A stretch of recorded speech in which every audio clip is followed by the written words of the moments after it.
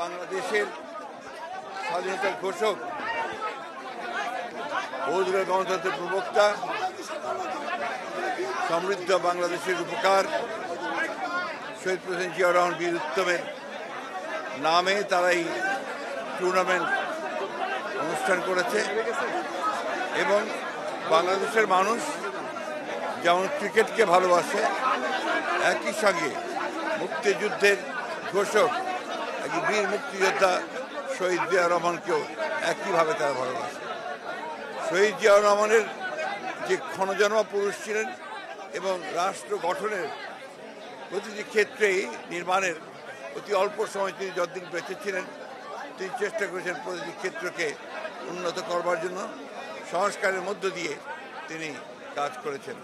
ক্রীড়াঙ্গনেও তিনি অনেক অভূতপূর্ব কাজ করেছেন এবং তার সময়ে চেষ্টা করেছেন খেলাধুলা ক্রীড়াঙ্গনকে আরও বেশি অ্যাক্টিভ করে তোলার জন্য।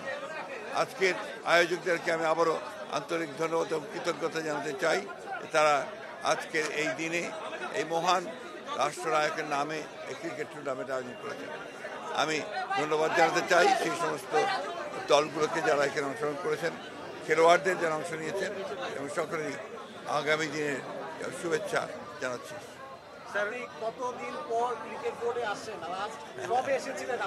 আমার বহু আগে, আমার ঠিক ইয়ারটা মনে নেই, সম্ভবত ইয়ার 91 সালে আমি বোর্ডের মেম্বার হয়েছিলাম এবং সেই টার্মটা ছিলাম বোর্ডের মেম্বার হিসেবে। স্যার, এখানে আমরা অধিকাংশ স্পোর্টস রিপোর্টার এই জন্যই প্রশ্নটা আপনাকে করছি যে আমরা অনেক ক্রিকেটারকে দেখছি যে যারা খেলা চলাকালীন সময় রাজনীতিতে চলে যাচ্ছে এবং রাজনীতির উল্টো পিঠটাও তারা দেখছেন। মানে খেলার মাঠ থেকে রাজনীতির মাঠে যাওয়াটা আসলে আপনার কাছে কতটুকু যৌক্তিক মনে হয়? আমি ব্যক্তিগতভাবে মনে করি যে খেলাধুলার সঙ্গে রাজনীতির কোনো সম্পর্ক থাকা উচিত না, এবং যেটা চলমান অবস্থাতেও নয়, এবং ভবিষ্যতে যারা খেলা ছেড়ে দেবেন তারা রাজনীতি যেতেই পারেন, এটা তাদের অধিকার। তবে এটা ব্যক্তিগত ব্যাপার আমি মনে করি, এবং এই অধিকার মানুষের সকলেরই থাকা উচিত, গণতান্ত্রিক অধিকার। স্যার, এই যে একটা টুর্নামেন্ট হলো স্যার, সেটা হচ্ছে আপনি জানেন যে সাকিব আল হাসান আগের যে আওয়ামী লীগের সময় তিনি এমপি ছিলেন, এখন তিনি নানানভাবে আসলে মামলায় জড়ায় যাচ্ছেন এবং দেশে আসতে পারছে না। এখানে আপনাদের আমি এই বিষয়ে আমি ঠিক মন্তব্য করতে চাই না, কারণ এটা আমার সাবজেক্ট নয়।